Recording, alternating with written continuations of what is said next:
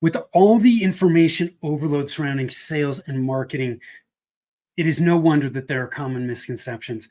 Our special guest today is going to break these down and share some of his thoughts on recent trends and developments in the space. You do not want to miss this.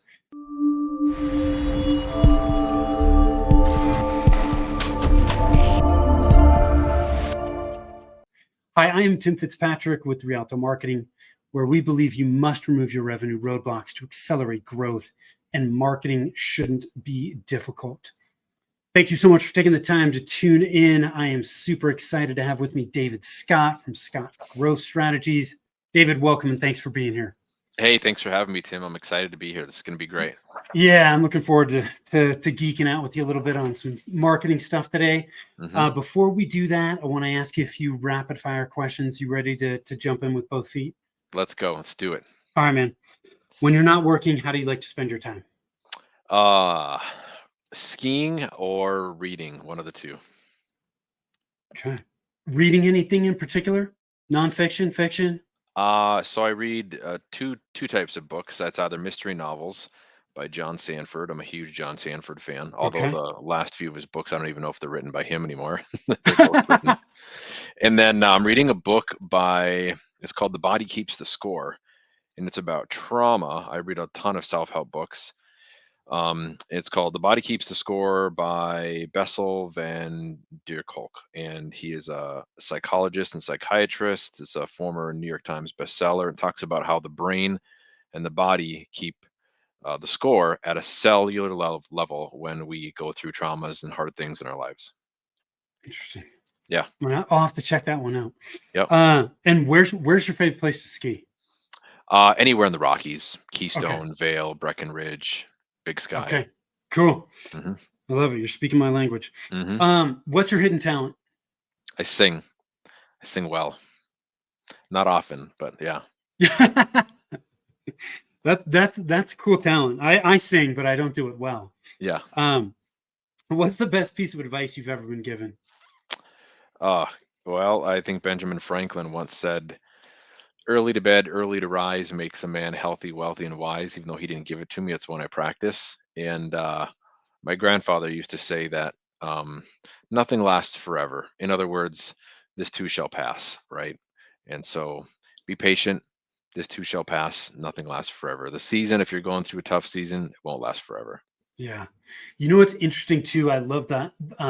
This too shall pass. What we often overlook is the good things pass as well, right? Yeah. So it's not just the bad stuff is going to pass, the good stuff passes too, so hold on to it while you can. Totally. What's one thing about you that surprises people?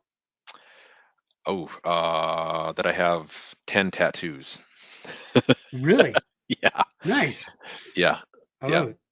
Well, they say I do not have tattoos, but they do say that like once you get one, for a lot of people, there's this push to get more. Did you find that? They're very addictive. Yeah. And the last has been quite challenging. So I've had 3 in just the last 6 months, but yeah. Oh, wow. Yeah. Okay. I don't come across as a truck guy and I don't come across as a tattoo guy, but here I am. You know what? There's all kinds of people that have tattoos that we would never guess. So I love that. What's success mean to you, David? One of my first bosses named Dean, I won't share his last name, but Dean used to say, success is helping other people get to where they want to be in life. And I wholeheartedly believe that today. Where's your happy place? Man, in the boxing gym or any place with my kids. I have 2 daughters. They're 20 and 22. And what qualities do you value in the people you spend time with? Oof, that's a great question. Any qualities that help me get to where I need to be in life. I want to surround myself with people who are not takers or energy vampires. I want to surround myself with people who can propel me and challenge me and push me. Anybody who's emotionally available, who can clearly communicate, talk through their feelings, talk through how they're feeling about things, people who are vulnerable, people who don't mind having difficult conversations, people who don't mind saying, hey, I really screwed up. I blew it. I'm sorry. You're a friend. You're in my network. I love you. Let's work through this. Those types of people. People have good character. Yeah, I love it.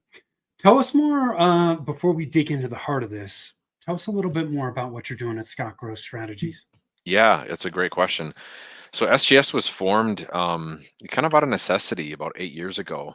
I left, I was the chief marketing officer at a it used to be a software startup. Now they got gobbled up by Kaseya, Connect Booster, and they were like the payments processing integration, darling of the IT channel. And we didn't have any issues. There was no drama. It was always a good product. And so I was there for almost 4 years, so a little over 3.5 years. And I just stayed in the IT industry after I left. And I didn't leave for bad reasons. I left for good reasons. And they had a minority partner named Joe Cresswell, and Joe had invested a bunch of money. And he was like in his late 50s, early 60s. This is back in 2017, and he died of cancer suddenly. And it was kind of a profound profound thing that impacted me for even impacts me today, and it's still hard to talk about because I miss him a lot. But we grew quite close during his last year of life, and the conversations changed from business conversations to personal ones, right? They Yeah, changed from, hey, what's the lead gen, what's the sales funnel look like, what's this trade show look like, to, hey, how's your marriage, hey, how are you, and I was married at the time, I'm not now, but how's your kids, how's your relationship, how's your faith relationship, what are you doing to impact this world, what's your purpose, how are you living intentionally, right? Like those are the conversations that changed with Joe. And so when he passed away, it was just really hard for me emotionally, and I just knew I needed to make a change. And we had grown Connect Booster from $20,000 a month in recurring revenue to $800,000 a month in recurring revenue. When I left, it was barely $1.5 million in gross annual revenue. And the whole company was owned by B&G Payments, which is the umbrella parent company, to around 10 or 11, $12 million, I think, somewhere around there when I left. And so we saw J curve hockey stick growth, which my econ college professor would be so happy that I remembered that, right? um, but it's stressful. It was really hard. Like, we went through a lot of shit in a very short period of time, and there was employee issues, there were lawsuits, there were integration issues, there were finance issues. In some months we got a line of credit, we were hiring 8 people a week, and some we weren't hiring 8 every 6 months. And so it was just nuts. And in yeah, some seasons we went to 6 channel trade shows a month, and I mean, it was six over the course of a year. And so it was just, the growth really took its toll on me, from a physical perspective. And um, yeah, so I set sail. We started SGS. I started as independent contractor at first. Now we have a team, and yeah, we're remote, and here we are. it's crazy. Yeah, It's interesting you talk about like that hockey stick growth. A lot of people don't realize about high growth unless they've been in that situation is things are coming at you so quickly you cannot foresee everything that is going to happen. yeah, Um and so I mean totally. Yeah, it's inevitable to be very reactive at times. I mean, you can try to be as proactive as you can, but it's just impossible to see everything. you just can't. And I No. forget who the person was. Lewis Howes had a guest, a human psychologist. This is a number of months ago, and she talked about making the right decision or getting the decision right. And she talked about the expediency of which we make choices in life. And she talked about the true one percenters, the people who are uber successful, make decisions very quickly. Like, they don't think about it, they don't belabor it, they don't, like, publishing a newsletter ain't no big deal for them. Like, they'll make that Yeah. decision in a nanosecond every day and Sunday. Like, those things aren't a concern to them because their focus is growth, and their focus is the health of growth and the outcomes, right, that come from Yeah. growth. And so, yeah, if you're not a quick decision maker and you're not a bit of a risk taker, like, one of my tattoos is on my left chest area, and essentially says, it's a Latin translation. All my tattoos are Latin phrases and just a couple of pictures, but it says, "Fortune favors the bold," right? And so I feel like if you're not quick to make decisions and you're not willing to take a risk and make those decisions fast, you're going to fail, and it's going Yeah. to be more painful than doesn't have to be that way. Yeah. When in business, I always have to tell myself it's the speed of execution is Yeah, absolutely critical. Um, yeah, totally. because if you don't execute quickly, people are going to pass you by. Yep. So And that's just it. And I think, yeah, you hit the nail right on the head. Beautifully said. Yeah. Um, Anything else you want to share with us about your background before we start talking about some common misconceptions? I mean, I've just been in tech my whole life. I've Yeah. worked in e-commerce. I used to own an e-commerce consultancy firm about 12, 13 years ago, 14 years ago now. Got my start in corporate America, cut my teeth for about the first 10, 12 years of my life, worked for some big brands like California Closets and Best Buy and Circuit City and Verizon Corporate out in Basking Ridge, New Jersey, and in Schaumburg, Illinois. And yeah, just set sail a number of years ago. I'm a tech guy. I love technology. I'm a dork when it comes to like automation. If I could automate everything like Tony Stark with Jarvis, I absolutely would. And if I didn't have to drive on a road trip and I could like crack a laptop open and write or make money or impact people's lives or do whatever, I absolutely would. So I would have a driver if I could, and someday I will. I was gonna say I don't think we're too far off from either one of those things. So I we'll No, see. no, exactly. And so, yeah, SGS's goal is really to help IT firms, SaaS firms, and other B2B brands understand what's making them fall flat. And then we jump in and we fix that mess and we help them get their spark back. Yeah. So let's talk about misconceptions. What are some of the common misconceptions that people have around sales and marketing? And what would you like people to better understand? You asked such a great question. So, first of all, it takes money and it takes a lot of time and it takes consistency. And if you're not patient and you think that executing sales and marketing strategy is going to be done in 6 months or 3 months or a year, you're just fooling yourself. So don't do it. Like, don't invest in outsourced CMO. Don't invest in a fractional CMO. I know I had this conversation last week. Like, don't do that. Just save your money and go do something else because you're going to get frustrated and you're going to frustrate a lot of other people in the process. So I would say that's the biggest misconception. Like, if you think it's a quick win situation, like if you think this is like hockey, just don't do it. This isn't like hockey at all. And hockey fans, when there's not a lot of them, but they're rabid, right? It's like a very incestuous sport. Like everybody knows each other and goes to games. And I think the biggest hockey stadium in the US seats like 25 or 26,000 people. Where if you compare it to FIFA or a World Cup stadium, 150, 200,000 people, right? Or like the Rose Bowl with the 110, 120,000 people that can fit in the Rose Bowl stadium. So at the end of the day, like it's a very, very small, minute portion of the sporting industries, right? Like hockey is a very, very, it's a cool sport. It's one of my favorite sports, but it's very instant gratification, right? You're taking shots with that puck all day long. You're shooting at a good sized net, a little dinky puck, and it's fast. And it's the only sport that supports beating the shit out of another human being, right? Like you don't get Yeah. kicked out of a game. Like if I swing at a football guy's helmet, either with my fist or I try to kick him or whatever, like I'm going to get thrown out of the game and I'm going to get fined and I'll probably get suspended another game. If I do the same thing in soccer, if like I punch a dude in the face, like you're done. You're a red card and you're going to get ejected Yeah. and you're going to get a suspension at least 1 or 2 games after that. Hockey, they just sit you on a timeout for 5 minutes. It's great. Right. And so I feel like a lot of people look at, it's very synonymous. People look at hockey like they do, or sales and marketing like they do hockey. It's instant gratification. And, you know, there's this guy I follow on Instagram. His name is Jefferson, and he's an attorney, and he has like 4 or 5 million followers, and he owns a small law firm down in Texas. And Jefferson had this recent Instagram post talking about words, and all he does is ask people to follow him. Like that's just it. That's just it. And he gives wisdom and insights every day on how you can utilize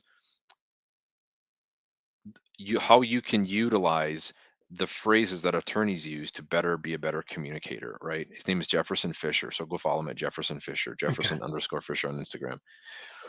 But Jefferson did this post recently. I think it was like even just the last few days or last week, and he's tying a tie in his SUV and he's going to some event and he talks about the value of words. And he said words are one of our most important tools that we can use, and it can either build somebody up or it can cut them down so fast. And I'm a big fan of action over words, but at the end of the day, I feel like people struggle to communicate. They struggle to share how they're feeling. They struggle with their romantic partner, whether you're heterosexual, homosexual, it doesn't matter, but they struggle to just communicate, in their partnership and their marriage relationship. They struggle to communicate with their business partner. They struggle to say how I'm feeling. They struggle to just the basic tenets of communication. Using right words and grammar is really, really important. And I feel like we've lost that as a country, right? I feel Yeah. like we're almost borderline illiterate, which is sad to say. But I'm 46, and my grandfather used to beat the crap out of my brother and I if we would say things like, me and TJ, my brother's name is TJ, me and TJ are going to go out and play. He'd be like, you and who? Me and TJ. You and who? TJ and I, right? Like getting those little things right is really Yeah. important. Not because it makes you look smart or pretentious or arrogant, and I've been accused of that even recently, which is so sad. It just makes you just use it just makes you smarter than the average bear. It just makes you look like you know what you're talking about, right? And so I feel Yeah. like as we go back to what are some common misconceptions about marketing, especially in the IT industry, so many of us, and I fall in this trap too, will use these canned approaches. We'll use the boot camps, we'll use the syndicated contents, we'll use the tribes or the whatever, and it's low quality, just crappy social content or email marketing content. And the words are just junk, and the subject lines are horrible, and they don't use the basic tenets of modern day psychology and buying psychology and sales and marketing to get people's attention in order to serve them. And not that we're trying to trick them with marketing, because that's not it. People will accuse marketers or salespeople of that. It's not it at all, but it is using words to get something, right? And there's nothing Yeah. wrong with that. And so I feel like there's another common misconception. Like you have to use words in the right way, and you have to build a brand, and your brand should have a soul to it, right? It should mean something to other people.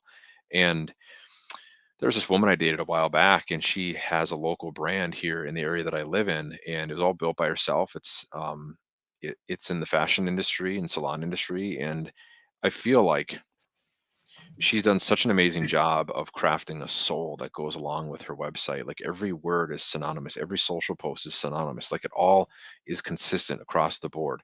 And when you go in there to get taken care of, you get treated like a queen or like a king if you go in there and you're a dude, which there's nothing wrong with a guy going to a high-end salon or a high-end, fashion studio. But my point is, your brand as an IT firm shouldn't be built with syndicated content from some low quality, crappy, cheap website development firm. Like we tell our clients, hey, you need to have a BDR plan, or you need to have a cybersecurity strategy. Okay. Well, are you comfortable with that cybersecurity strategy being written on the back of a bar napkin that you did on a golf course? No. Why? Because it's low quality. Okay. Then why would you be okay with having a website that costs $250 a month for 2 years versus spending 5, 10, 15, $20,000 to get it done the right way? You know what I mean? Yeah. So I feel like the common misconception also with just sales and marketing is you have to be a good copywriter, and you have to invest in the right words, and your brand needs to have a soul to it, right? And it needs to have enthusiasm and passion.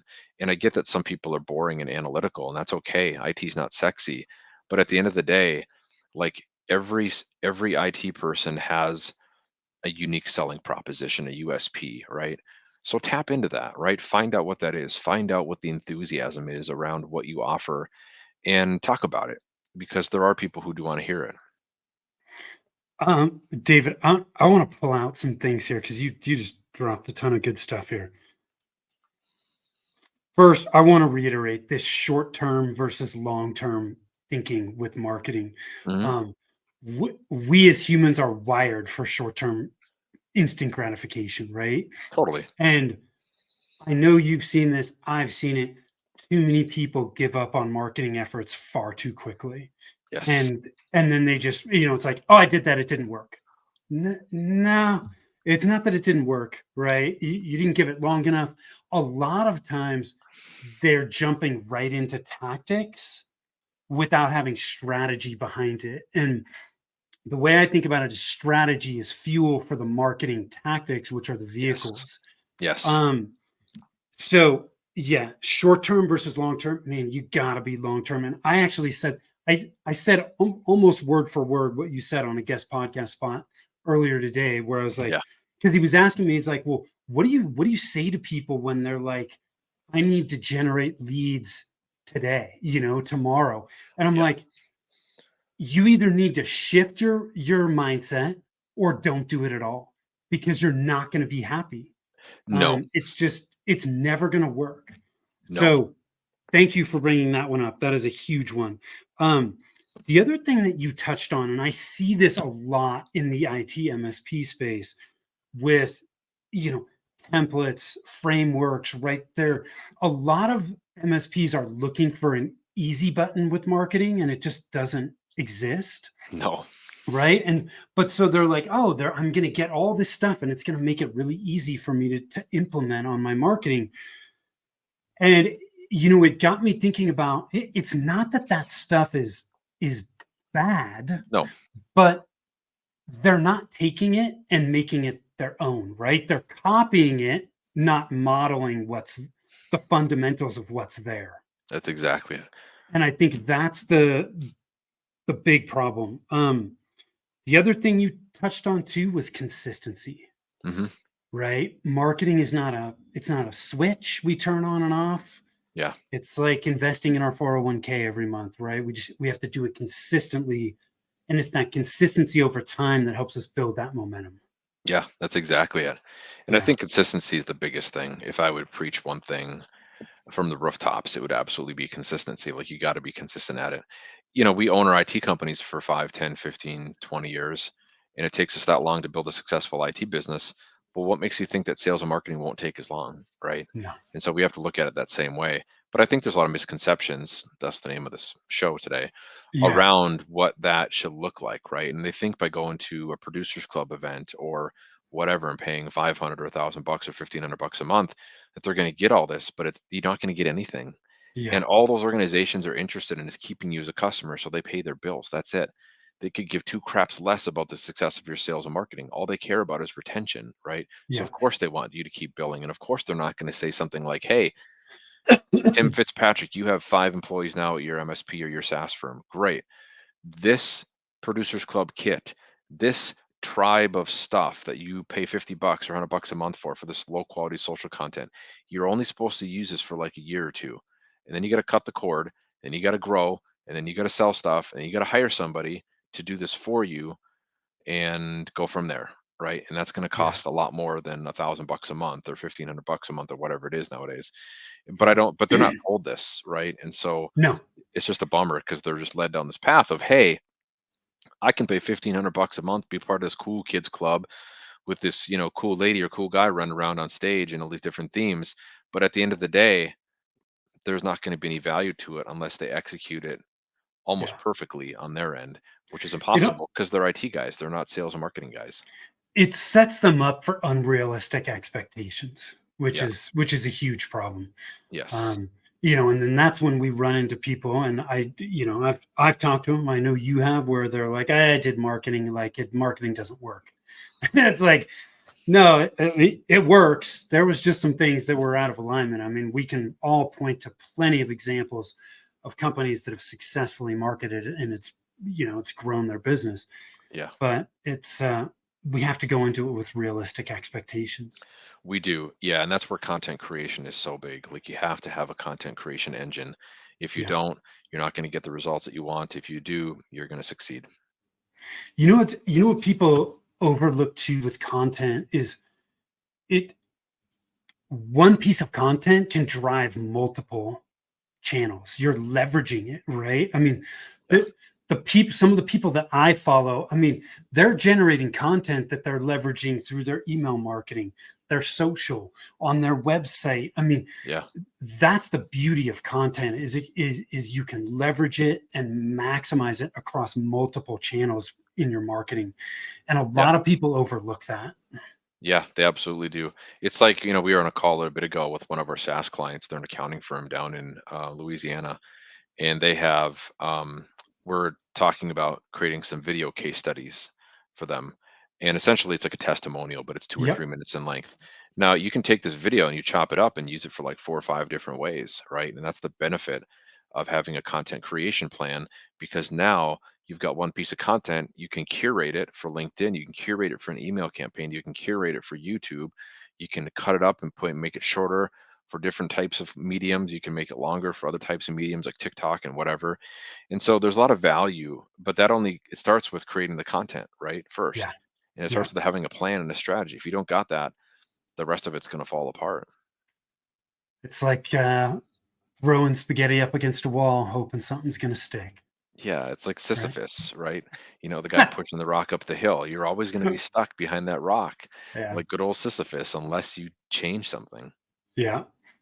Yeah. So, David, let's talk about trends. Yeah. Man, stuff. Well, the fundamentals of marketing don't change. The fundamentals of any discipline don't change, No. but the trends, the tactics, the channels are constantly evolving. Um, Yeah. what are some of the recent trends, developments that you're seeing with sales and marketing, and how do you see things shaping up?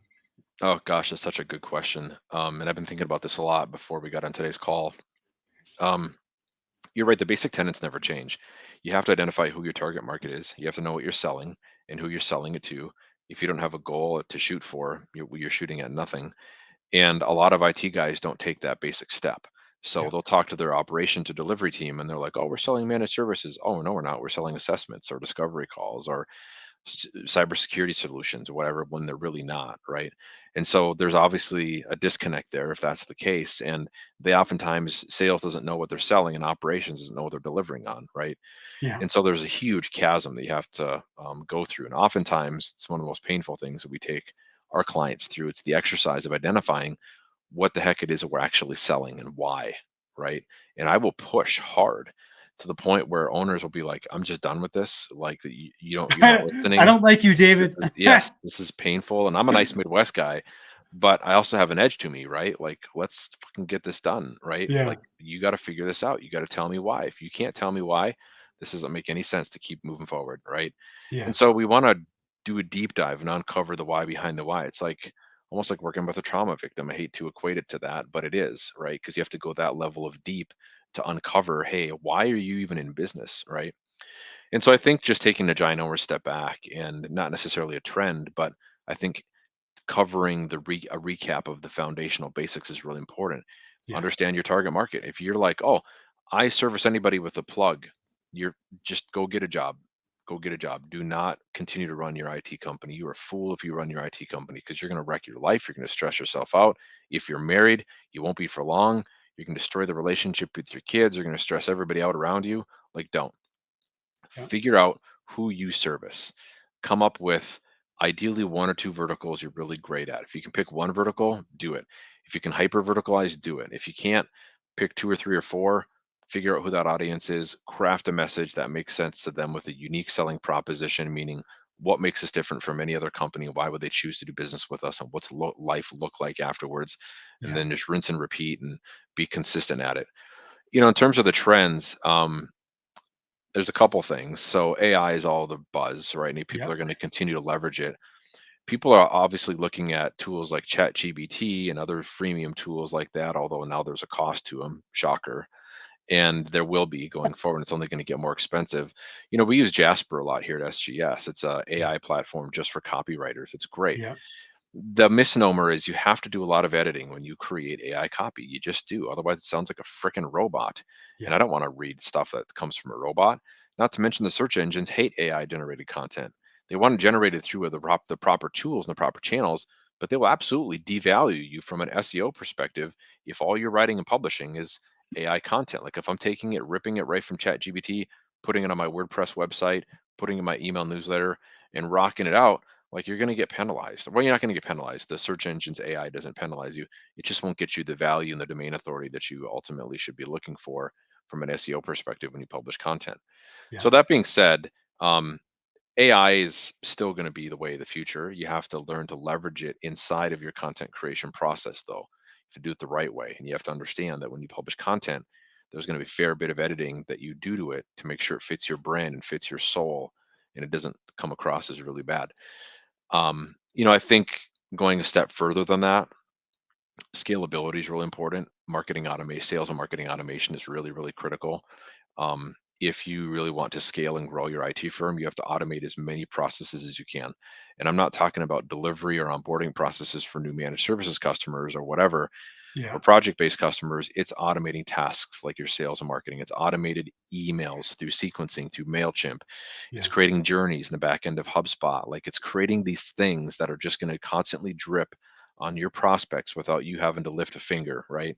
And there's always going to be a little bit of human element involved. Like you can never truly automate your sales and marketing. That's just foolish to think that way because that's not Yeah. true. And I've been doing this a long time. Like I'm a freaking crusty marketer.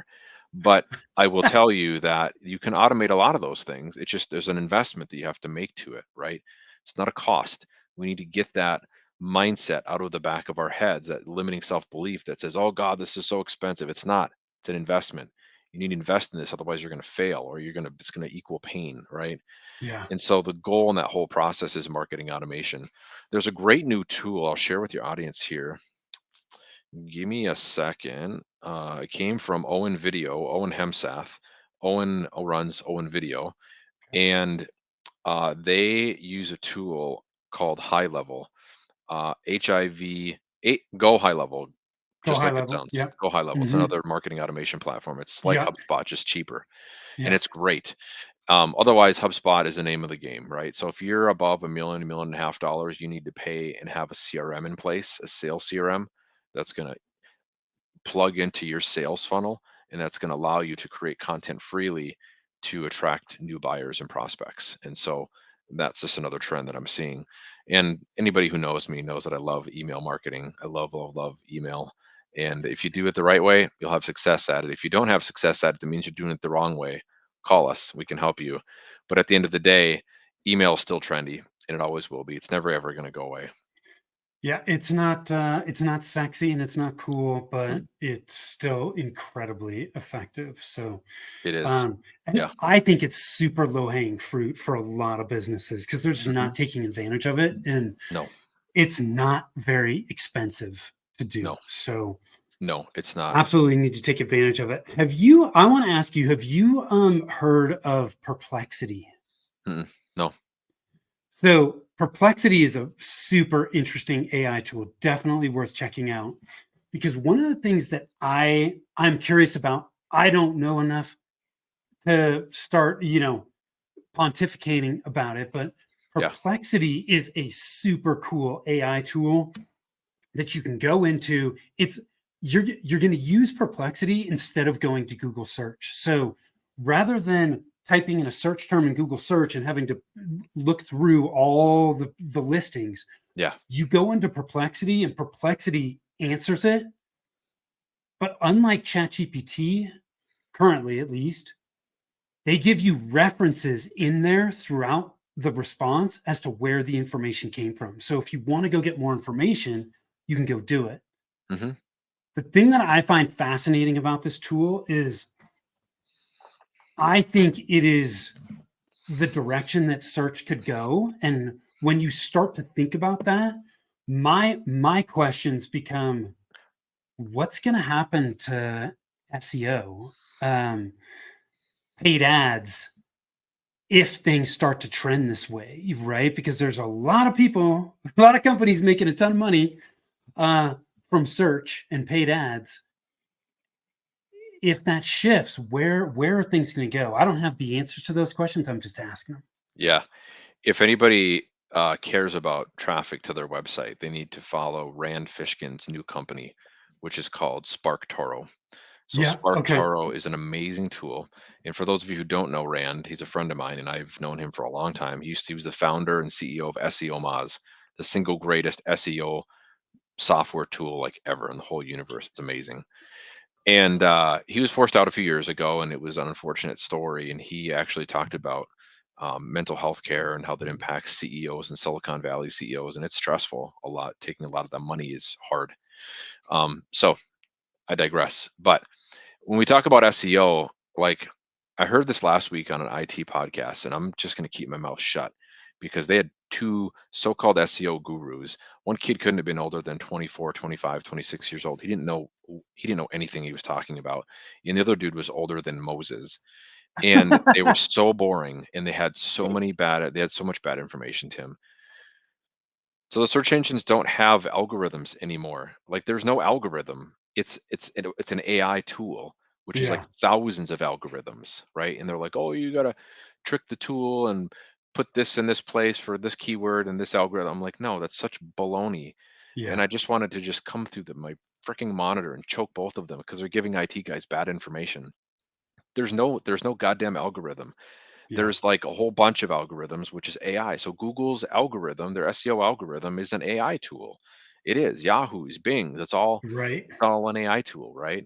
And so they're now measuring content based on um, our preferences and based on the things that they know about us. And it's scary what they know about us. And Tim Cutts, the former director of search at Google, left there many, many years ago. He now works for some think tank in Washington, D.C.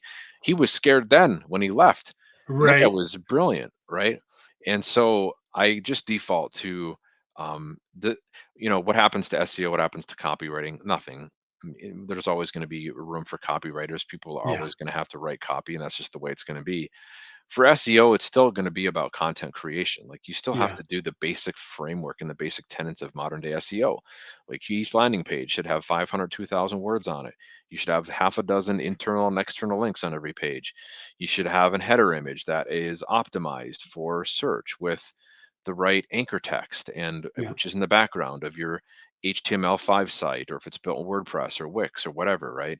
Like, these are just common things that every business owner, SEO person should be doing for you. And if they're not, fire them. And if they are, good, keep doing it. Yeah. I love it. Um, any last minute thoughts, words of wisdom you want to share with us, David? I've enjoyed chatting with you. Yeah, we could just go on for hours. We could. I would just tell people to be kind, and just to reiterate something that Gary Vee said at DattoCon a couple years ago. He was the keynote speaker. And as you know, he's been in this big emotionally connected, this mental health kick for the last few years, and making sure people feel like they're lovable and important and valuable and heard and seen. And he got up on stage, and within the first 30 seconds, he said, 80% of you guys today in the audience shouldn't even be in business. You're destroying your lives, you're stressing yourselves out, you're wrecking your marriages, you got into owning your IT firm for the wrong reasons, and it's not profitable, it's not making money. Shut it down, go do something else and be happy, right? Choose a life well lived, live with intentionality and purpose, because it's a short time here on earth, and someday you're going to be dead. And so I'll Yeah. just echo with what he said too, right? Like, not only be kind to each other, but most IT guys shouldn't be in business for themselves. They should be working for somebody as a W-2 employee, because our lives are short and we don't have a lot of time on this earth. And do the things that we find satisfaction and gratification and fulfillment in. I love it. Where can people learn more about you? Yeah, you can check us out on the web at scottgrowthstrategies.com. That's scottgrowthstrategies.com. You can just do a Google search on Instagram, or Dave C. Scott. I'm on Facebook, Instagram, and LinkedIn. If you search David Scott Fargo or David Scott Minneapolis, I'm the first and only guy that comes up. I love it. David, thank you so much, man. I appreciate it. Like I said, you and I could chat about this forever. So, You're welcome. and I know folks got some value from it. If you want to connect with David, please do so. Reach out to him at Scott Growth Strategies. Find him online. Thank you for taking the time. Those of you that are watching, listening, I appreciate you doing so. You can always connect with us over at rialtomarketing.com, or you can head on over to revenueroadblockscorecard.com and find out which of the 9 revenue roadblocks are slowing down your growth. It takes less than 5 minutes, so go check it out. Thank you again, David. Thank you. Till next Thank time. you, Tim. Take care.